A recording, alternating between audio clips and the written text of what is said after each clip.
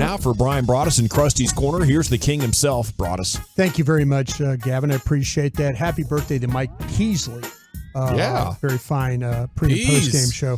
Cheers, buddy. Yeah, I told Mike one time he likes chocolate silk pie.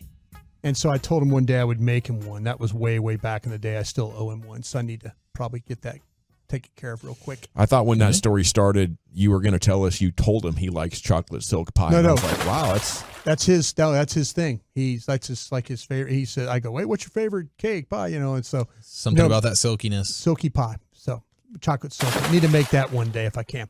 All right, let's get into this all 20. Let's get into this all 22. A couple things you need to know. Did they eat some humble silky pie yesterday? They ate a lot of that. A lot of humble pie is what they ate yesterday. Cowboys just really bad on defense with the run fits. I know I always like to talk about that, but there's a couple of plays I want to point out.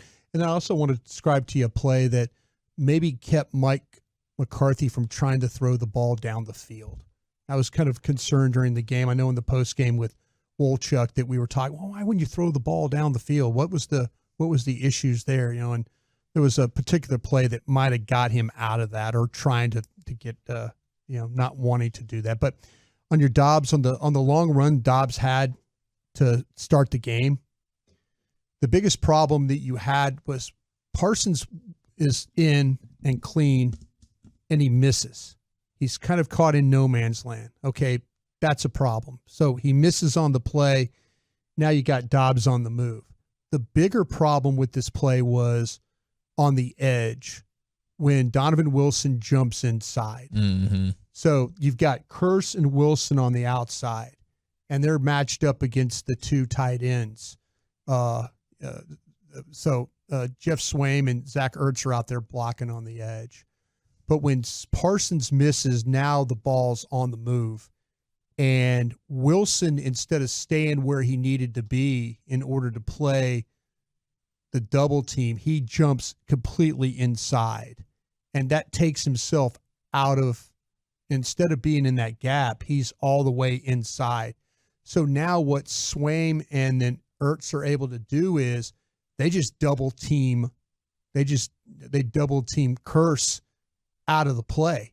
So now you have a natural seam between where Wilson has left, vacated, and then the double team. And then the double team, they break off, and then Wilson tries to come back inside, and it's too late. Now the tight ends are on both, and there's nobody to the outside. So Wilson jumping inside allowed the seam, and then it allowed the double team for the two tight ends to completely take care of Kearse, and that's where the ball went. So that was an issue right there on that particular play. On the touchdown run where Rondell Moore, the 45-yard run that he had in this game. That was frustrating. Very frustrating. On that particular play, Sam Williams gets way too wide. He's way up the field. So then again, here we are, another seam because he's trying to get up the field.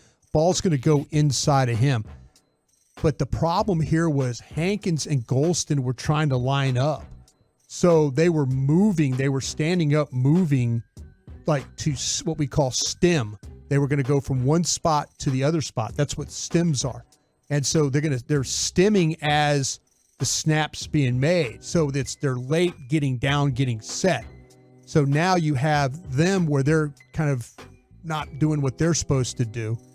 And then that allows Will Hernandez, the guard, to just easily get up on Bell. Yeah. So now you have Sam Williams too wide. Mm-hmm. You have the two tackles are moving but not set. Yeah, I was wondering, are they stunting here? Is Hankins doing? They just got caught in. They got caught in the snap. Okay, is what happened on the move, and so that kind of got them blocked and taken out of the play. And then you had, like I said, Bell as the linebacker stepping up. He's got no chance. He's got no shot because Hernandez has got him completely engulfed. Now, Gavin, you asked me what was Kearse looking at. Yeah, I was wondering about that. There were two plays where it just seemed like Kearse had very little awareness. Yeah, I don't think that was the first one. They were playing a too deep look. So Kearse was on the right hash, and he starts wide. It's kind of like he didn't see where the ball had broke, and it's all of a sudden when it hit off the tackle, he was already too wide to get back inside to make the play. He's not a fast or a quick guy. Redirection skill, not his best. He's a tough guy and all, but once he got a little too wide, he couldn't redirect back to the inside in order to make the play. So here you are, Moore, who runs really, really well. You saw that with your own eyes. He's up the seam. Kearse is out of position, but it really all started up with the front, with Sam getting kicked too wide, the tackles not being ready to play, Bell having a guard right in his lap that had no block protection on that, and then the ball was up and gone. It was pathetic. It looked like a bad football team for the first time in a while. Yeah. Yeah, and it looked like there was multiple times where whether it was Sam Williams or Leighton Vander Esch out on the edge or Fowler or whoever getting too far up the field. Yeah. Getting too far up the field and it opens it up, and then boom, they gas you for 20-plus yards. On the Michael Wilson play that went for 69 yards. Hey, he's wide open for some reason. Wide open, and this is what it looked like on tape. Gilmore and Bland appear to be playing man coverage. Yeah. Here. So they're locked up on it. It looks like it's going to be man coverage. Jordan Lewis is up next to the line of scrimmage, and he's on Michael Wilson, the receiver. So Lewis, as Wilson comes off the ball in the snap, he reroutes Wilson to the inside. And then he lets him go. He sinks. He sinks into coverage like they're playing zone. But on the outside, it looks like everybody else is playing man. Right. Now, the problem with that is, though, as Wilson lets him go, Hooker is looking to the far outside. Because Dobbs is rolling out that way. He's looking to his right, and he doesn't see Wilson coming inside till it's really too late. So Hooker's looking outside, then he flips back inside to try and recover if he can. The Cardinals are in max protection, so this is a play they're planning on. They're going to take a shot here. They got that thing. They got backs in. They got tight ends in. They're moving the pocket. They're going to take a shot. This play was designed to get Michael Wilson up the field, and the Cowboys just completely blew the coverage. Now, something happens between Hooker and Lewis here. Maybe we can find out. Maybe it's one of these things a little bit later I can ask. Right now, nobody's going to tell you what happened, but I just don't know, because the way everybody else looks like they're playing man, I don't know what Jordan Lewis is doing here. Mm-hmm. He's rerouting, but is he rerouting with the to get him to Hooker? Hooker doesn't look like he's ready for the reroute. Right. So there was obviously a pretty big bust there. Yeah, I mean, I think that was, and that's a huge one with the amount of yards they gain on that play, but whether it was that in the passing game or the run fits and understanding where you're supposed to be, it felt like the entire defense was having communication issues at every level of the defense throughout the game.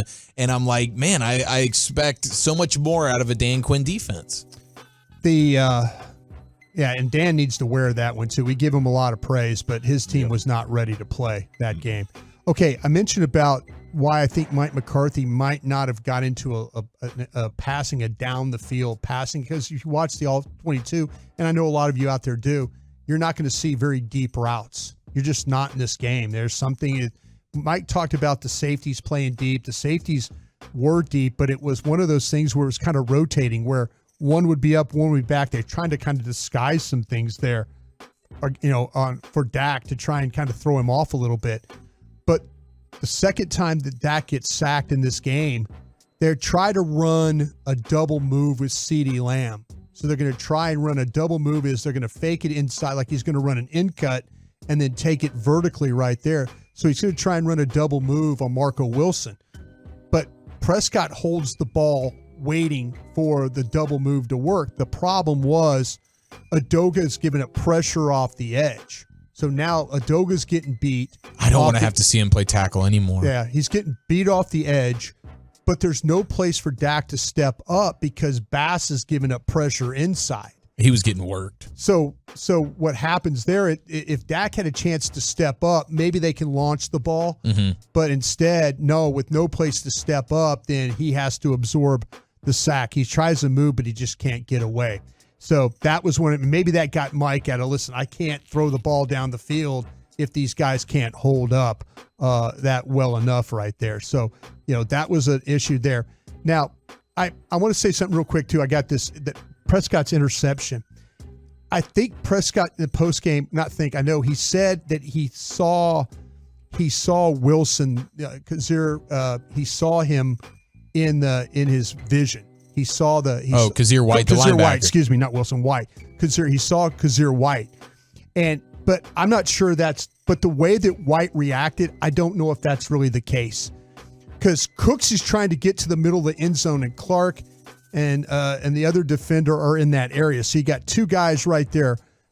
White takes a step to his right, then comes back hard to his left, but he takes that left step as Dak still got the ball in his hand. So I don't know if Dak sees him completely, because the way that White reacted, it was kind of like that he was making the move. There wasn't really any space there. It was a good reaction by White. So I have to say this, though. I think that Dak was going to make that throw regardless, and he was going to try and fit it into that spot. But like I say, with the way White reacted and with the ball still being in Dak's hands, I don't think that Dak really saw him. White said at the end of the game, I was surprised that he threw it. Yeah. And he was like, I was just hoping that I didn't drop it, because I was so surprised that the ball was even coming my direction. Yeah, that was a tough one to deal with. And those are the interceptions I worry about, the ones where he Dak doesn't see the guy. Yeah. There's the tip ones and the ones, so I get those, but the ones where he doesn't see a guy like that, and it's generally a linebacker dropping, that kind of gives him those problems. So, Indeed. yeah. Brian, thank you so guys. much. Thank you. The first media member to look at the film each and every week, has your takeaways in Krusty's Corner every Cowboys Monday.